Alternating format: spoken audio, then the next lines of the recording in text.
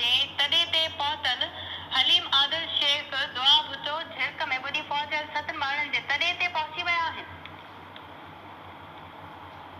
अहम ख़बर मां शेयर कयां पिया नाज़रीन, हलीम आदिल शेख पारां ॿारनि जा लाश खणण लाइ एम्बुलेंस न ॾियण ते झिड़क अस्पताल इंतज़ामिया खां पुछाणो कयो वियो आहे।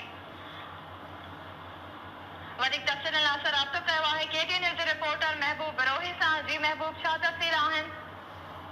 जी गुज़िरियल ॾियारे झिड़क वेझो ॻोठ दाइम मरीज़ जेको अफ़सोसनाक वाक़ियो पेश आयो जंहिंमें 7 ॿार जेके आहिनि सिंधू दरिया में ॿुॾी फोत थिया।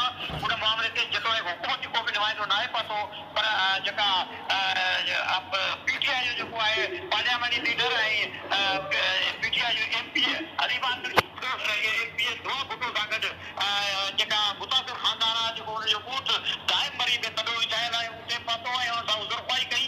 जंहिंखां पोइ हुन झिड़क अस्पताल जो दौरो बि कयो। झिड़क अस्पताल में बि एमपी हलीम आदिल शेख ऐं एमपी दुआ भुट्टो अस्पताल जो दौरो करे अस्पताल जी सूरत ते गंदी जो इज़हार कयो ऐं उन हवाले सां मालूमात वरिती जिते मुतासिर ख़ानदान खे ख़ासि तौर ते 40 ॿारनि खे अस्पताल ऐं गैर मुंतक़िल करण लाइ एम्बुलेंस न ॾियण वारे मामले ते गंदी जो इज़हार कयो। उन मौक़े ते मीडिया सां ॻाल्हि ॿोल कई आहे ख़ासि तौर ते एमपी हलीम आदिल शेख उन सख़्तु तनक़ीद जो निशानो बनायो आहे सिंध हुकूमत खे। हुनजो चवणु हो त सिंध हुकूमत जे नाली जे करे जिते ॿिया मामला थी रहिया आहिनि कोरोना वायरस ते कंट्रोल कोरोना वायरस जे हवाले सां केतिरा ई ख़दशा आहिनि उते कोरोना वायरस जो जेको आहे सूरताल में बि माण्हू खे जिते हुकूमती एमपी एमएलए सूबाई मशीनरी अकेलो छॾे वई उते सिंध हुकूमत ऐं सूबाई वज़ीर सिहत समेत उन्हनि जी वॾी ग़फ़लत साम्हूं आई आहे। ख़ासि तौर ते सिहत खाते जी मरफ एनजीओ जी जो 7 ॿार जेके आहिनि उन्हनि खे हिकिड़ी सुस्ती में सथे अस्पताल पहुचायो वियो, पर अस्पताल में बि उनजी जेका आहे ज़िंदगियूं न बचाई वियूं ऐं जॾहिं उनखे वापसि लाश जेके वारस आहिनि उनखे एम्बुलेंस न ॾिनी वई जंहिं करे लाश खणाए उहे घरनि पहुता। इहे वॾी ग़फ़लत आहे, वॾी लापरवाही आहे मुजरिमानी जेका थी।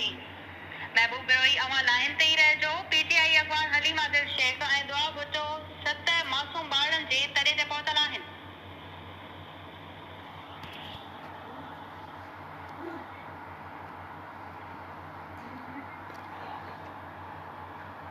खबरुनि अपडेट सिलसिले